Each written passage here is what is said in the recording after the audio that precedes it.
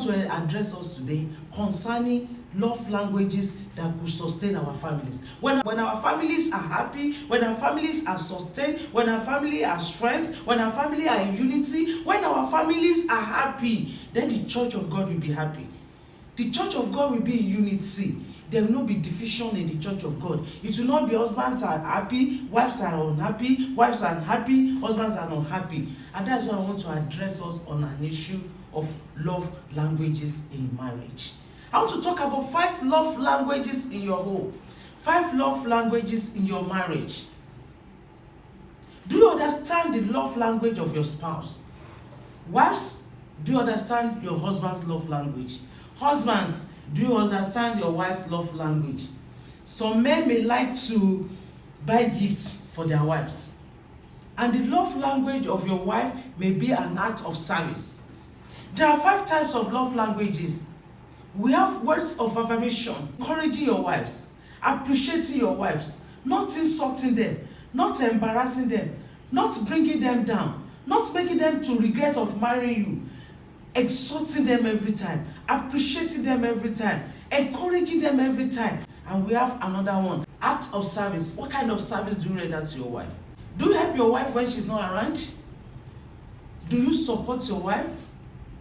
Do you assist her in the house chores? Do you just sit down and expect her to do everything? Even when she's overwhelmed, she takes care of children, she takes care of pregnancy. If she's pregnant, she tidies the house if she's the type that doesn't want the house to be dirty. There are many women that love neatness, but because they are overwhelmed, they are overburdened, and their husbands have nonchalant attitude, so they don't care again and they become dirty.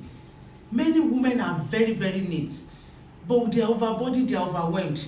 The husbands don't care. They sit in one place when they come from office. There are many men that they don't go, when they don't go to office or they don't go out, they will stay in the house. They will not do anything. They will be on their phone or listening to the news, and they will not help their wives.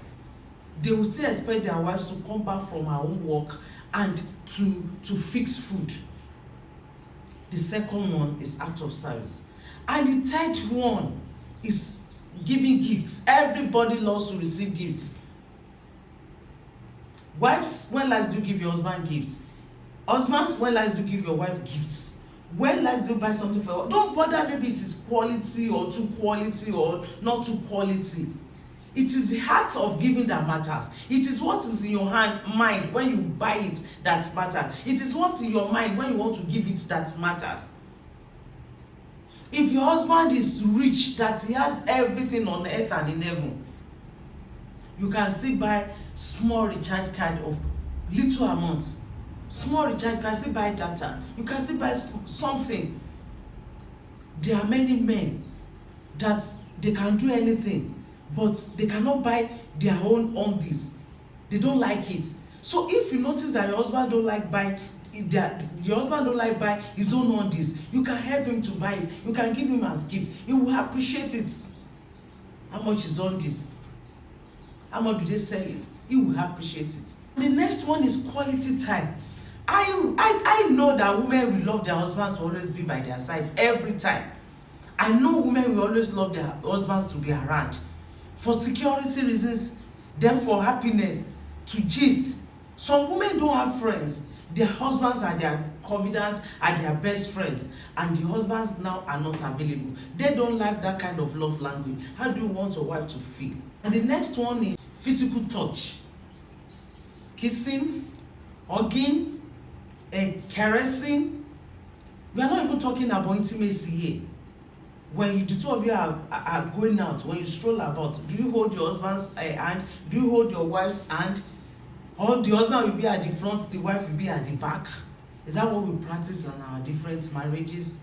Brethren, as we are Christians, we're supposed to reflect the love of God and let other people learn from us how to practice love. Because God is love, and love must exist between husband and wife, so that it will let love radiate and let people see the love of God in your life. To show it to yourself, make your partner happy, make your spouse happy, and to let people learn from you. When last did you touch your wife? We are not talking about intimacy here. When last did you hold her hand? When last did you kiss her? When last did you hug her? When last do you even allow your body to touch her body? Even if you are using different rooms, a private prayer with God, when you come back, do you still remain personal and private in your marriage? Many women are personal and private in their marriage. Many men are personal and private in their marriage. We need to address the issue of love languages so that our homes can be interesting, our marriage can be enjoyable, so that our union can be blessed, so that our children can learn from us and be happy. When you and your spouse have different love languages, it simply means you are not on the same page. And when you are not on the same page, we are giving room for devil to take control of such homes. You need to understand your spouse's love languages. If your husband loves you to help him to pack his briefcase when he's going for a meeting or when he's traveling out, you give it to him. When your wife loves you to help him to take care of the children when she's overwhelmed with the house chores, you give it to her. When your wife loves you to spend quality time with her, please give it to her. You may not have a whole day, even if it is 10 minutes, even if it is an hour, even if it is 30 minutes. It is either when you come in the night or before you go in the morning. How will the husband not ask after the wife's day? How will the wife not ask after your husband's day? When last did you ask your wife, my wife, how was your day? When last did you ask your husband, my husband, how was your day? And we call ourselves Christians. And we are carrying Bible. We are preaching. But that thing we are preaching outside is far from us inside. Brethren, let us work on our marriage so that we can have an everlasting and enjoyable home. Understanding your spouse's love language will make you to communicate your love to them in a way they will understand and appreciate. There's no one that doesn't like their spouse to compliment them. Oh, you look beautiful. You look good. I love these shirts. I love your hair. I love your shoes. But you look at your husband and just ignore them. What is he wearing? He's very fantastic. Other women are admiring your husband. Compliment her dress. You don't compliment her look. You don't encourage her to do more. And other men are outside admiring her. We need to start practicing these little things in our marriage. You men that you don't compliment your wives, you need to work on yourself. Look at your wife when she's going out. Oh, my dear, you are too good, beautiful, you are too nice. I love your dress. I love this color. I love your combination. Okay, change this. Give it a touch of this. Okay, go and remove this. It makes it to be too flamboyant, or it doesn't complement each other. Then wives, you're supposed to look at your husband's tie, look at the shoes. Are the shoes clean? The shirt well ironed? You're supposed to look at those little things. It will make your wife to look forward to the following day for you to compliment her. Rather than you complimenting your wife, rather than you complimenting your husband, all you do is nagging, criticism, abuse, discouragement. You must always look forward to your husband's happiness. You must always look forward to your wife's happiness. You must look forward to each other's happiness. When you're happy, your children will be happy. Acts of service. It is as little as husband helping the wife to cut her fingernails. It is as little as wives helping the husband to cut his fingernails. When last did you help your husband to cut her fingernails? When last did you trim her fingernails? When last did you help her to do one or two things? Some men, like I said, they will be at home from morning till night. They will not help the wife to fix dinner. And the wife will come back late in the night. And the moment she comes, 10-15 minutes after she comes, they'll be asking for their dinner. This is marriage. This is a union of two matured people. Two mature people that have agreed to live together as one. It is not a relationship of boss and a subordinate. It is a relationship of two lovers. It's not written in the Bible that the office of cooking belongs to the wife or the office of cooking belongs to the husband. You are to help each other. And wives, if you are fortunate to have a man that helps you, please don't take him for granted. If you are fortunate to have a man that helps you, don't take him for granted. Don't go and sit somewhere or pretend to be sick when your husband is running up and down to cook. Think of the love that exists between the two of you, and think of the love of God, and do the needful. And husbands, be responsive to your responsibilities. Do what you are expected to do. Wives, do what you are expected to do. And that is the only thing that can make your union to be interesting, to be happy, to be fulfilled. It is a pure wickedness for couples not to be available to help themselves. When your wife is burdened, overwhelmed, the husband is lying down, watching TV or pressing phone. When the husband is overwhelmed with activities of the house or how to take care of the children, to pay the children's school fees, then the husband is enjoying himself, moving from one boutique to another, moving from one salon to another. It is a pure wickedness that must not be had among the children of God. The next one is always attributed to women. People believe that women love gifts. Don't you love gifts? Men, don't you love gifts? Is there anybody here that doesn't love gifts? So if I give you something now, will you not take it and appreciate it? So we should not attribute giving and receiving gifts to women alone. It's everybody that wants gifts. Make it an act of duty to buy gift for your spouse. It shouldn't be on her birthday, it shouldn't be on his birthday, it shouldn't be only the Christmas period or only when you are celebrating something. It should be every time, no matter how small, no matter how tiny. Even if it is recharge card, even if it is data, even if it is on this, whatever you can afford, just buy it and give it to your husband when he least expects. Buy it and give it to your wife when she least expects. And you'll be surprised with the reward. There are many men that will not be looking for what you really need, and they will provide it for you because you do that small thing for them. Gifts can come in any form.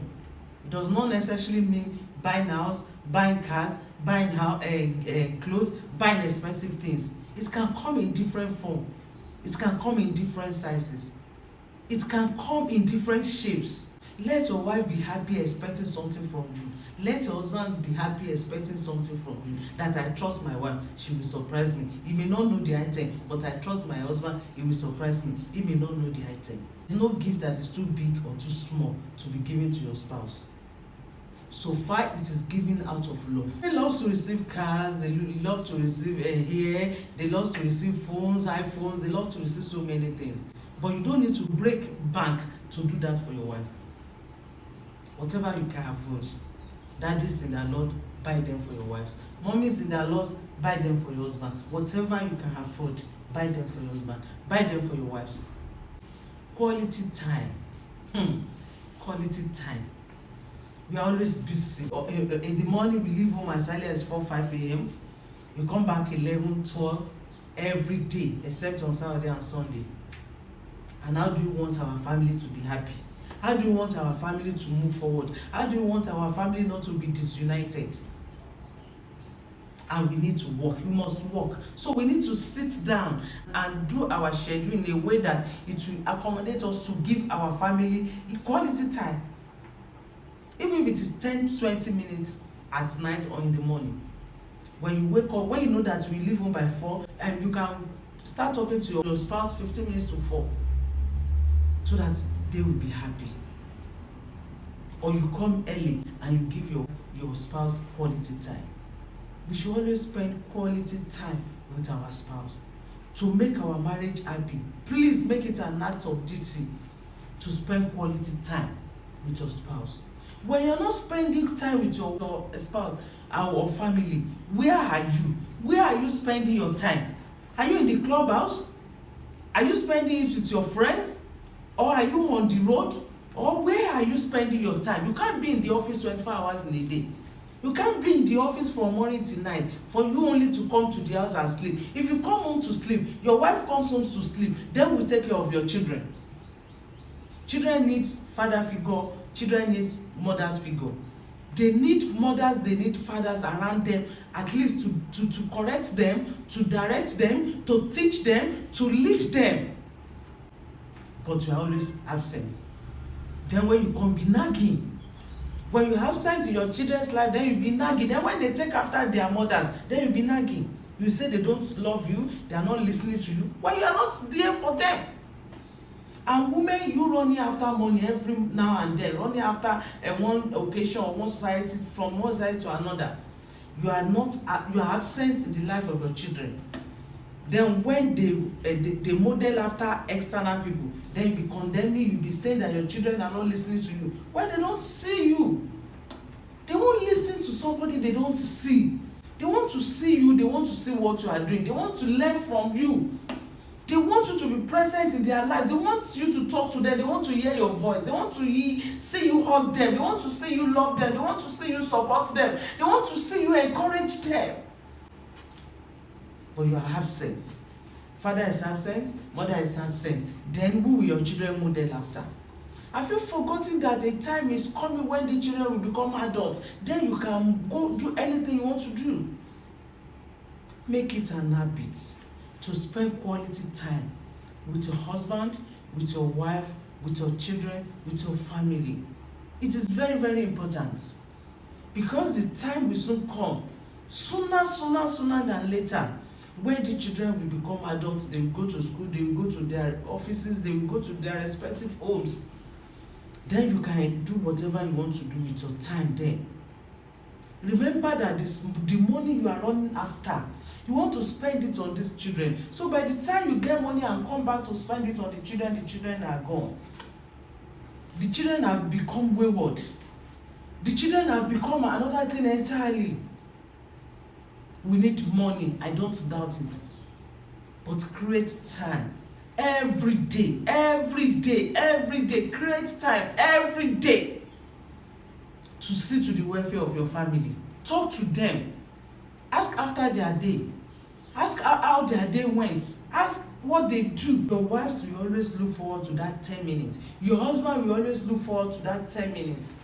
And try to understand each other when you are conversing, so that the 10 minutes you want to spend together will not become a hell. Try to understand each other. When the wife is talking, the husband should try to understand. When the husband is talking, the wife should try to understand. When you understand and you know where your partner is coming from, then the communication will be sweet. The communication will be interesting. Then the time you are spending together will be profitable. Not that when you even have the time, you won't be able to sit together because you don't understand each other.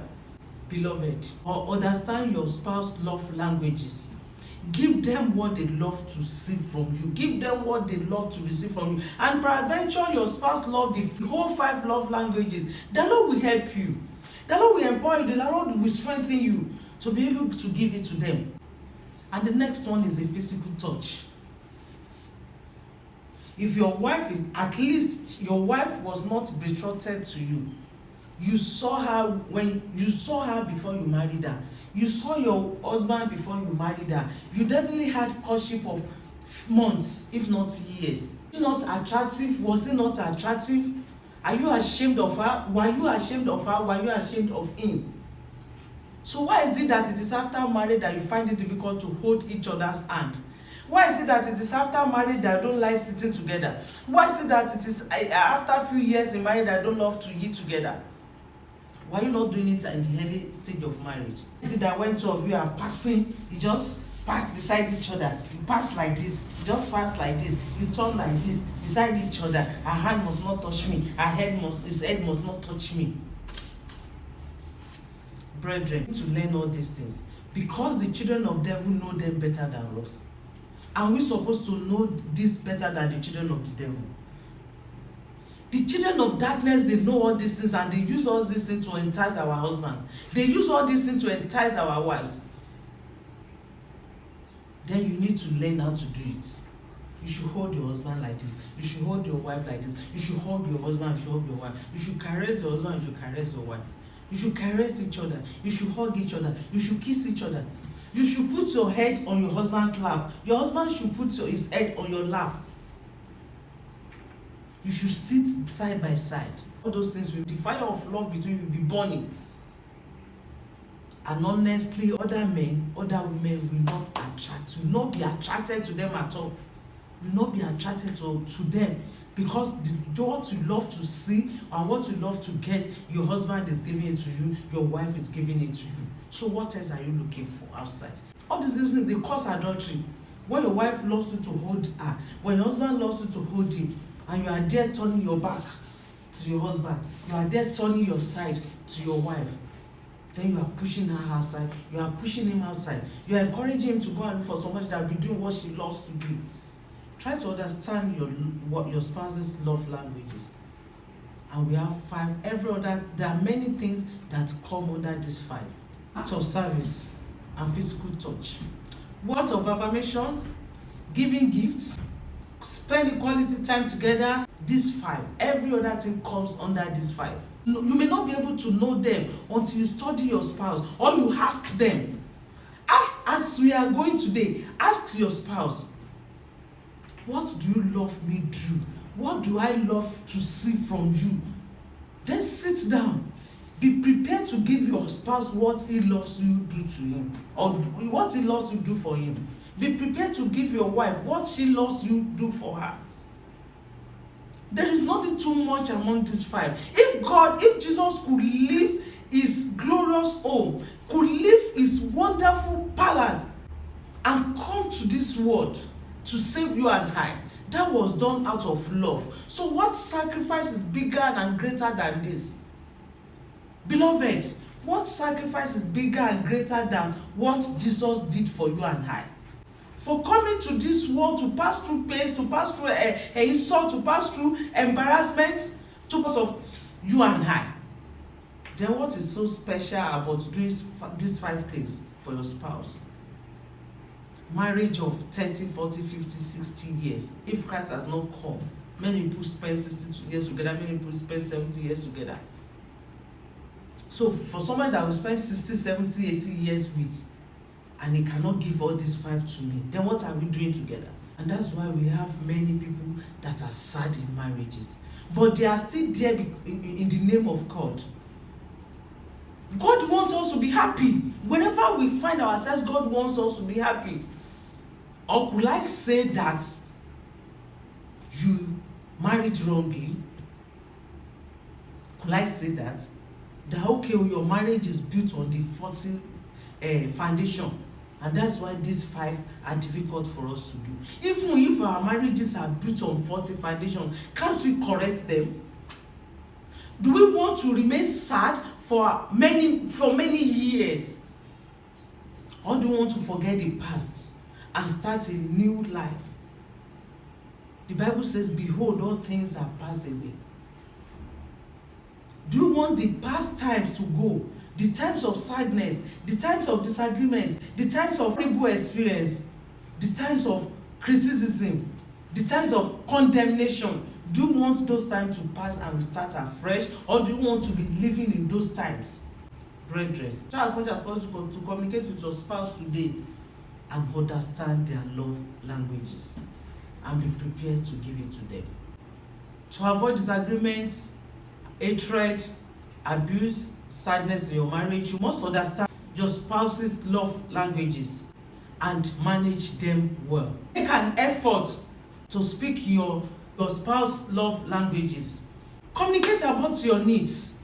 If your love languages are different from your spouse's love languages, let them know. Teach them, tell them, explain to them. I was surprised when I heard a man say, how will you be explaining? Doesn't she know? Can she go and learn? If you want her to go and learn and she learns wrong thing and she brings it to your house, then your house is in disarray. Then another problem will come. Then you change your language. You still say she has learned the wrong thing. But you are the one that told her to go and learn. Is she not mature? Can she go and learn? Can she ask her friends? Can she do it right? Why can't you teach her what you want her to do? Whilst you are saying she is older than me, he should know, he's mature, his age, is this, is that. Why can't you tell him that my husband, this is what I want you to do for me? My wife, this is what I love to receive from you. This is what I want and I will appreciate you do for me. Understanding and managing love languages may take time. Don't be in a hurry.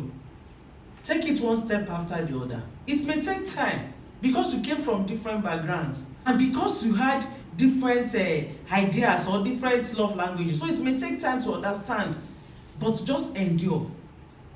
Keep on practicing, keep on talking, keep on encouraging each other, and in no time we will get there. Find common ground. Examine where you and your spouse have the same love language. Then work on that. Correct each other in the way the two of you will appreciate. To have a balanced and happy relationship, do not assume. Take assumption from your relationship. Do not assume that your partner will love what you are doing for them. Do not ever assume. Confirm and establish it that they love it. Otherwise, don't assume. Assumption will destroy your relationship. I trust my husband. I assume he will love this. I assume he will like that. I assume he will not complain. I assume he will appreciate it. I assume she will not mind. She even doesn't have any option. She will take it.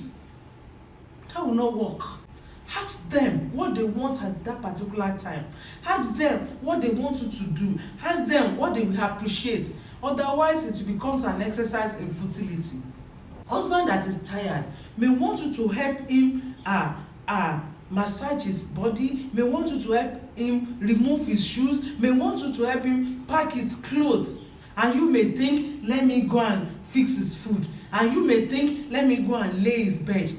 Ask him to know what he desires at that particular time. And daddies, when your wives are asking you, what do you want me to do for you now? Don't say, that's supposed to know it. Have you not been living together for long? If you keep on saying that, then she will not understand your love language. She will be doing the wrong thing at the wrong time.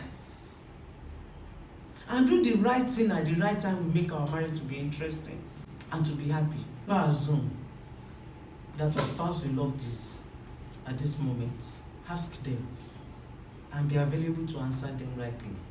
Be flexible to try new things. Change is constant, and there's nothing bad in practicing new things.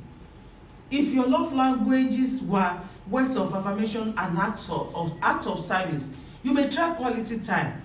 You may try touching each other. There's nothing bad in trying to understand which one is more convenient for my spouse to give to me. There's nothing bad in it. Let us be flexible in our relationship. When we are flexible, it will help us. It will make our relationship to be interesting and to be happy. But when we are too adamant, my food must be ready by 8 a.m. and the wife is sick, then there will be problem from the husband. He must constantly give me so amount, and if the husband doesn't have at that time, it becomes a big problem. So let us be flexible. Let us be flexible. It will make the marriage to be interesting. You should not be too adamant that this and what he must do for me. Be empathy. Put yourself in your spouse's shoes. Try to understand where they are coming from. Try to understand what they are passing through. Try to understand what is happening to them at a moment. Put yourself in their shoes to understand how they feel when you don't give them what they want. If your spouse doesn't give you what you want, how do you feel? That is exactly how they feel when you don't give them what they want. Put yourself in their shoes. That okay, this is how I feel when you don't give me this is how I feel. Then you should know how they feel. You should not be selfish. That yes, I felt bad when she didn't do it, but why will she feel bad? Or I felt bad when you didn't do it for me. Why will you feel bad? Do not be selfish. Be empathic. Do not be selfish in your relationship and marriage. Love is a choice. Love is a choice. You choose to love her. You choose to love him. Therefore, you must choose to make your spouse happy.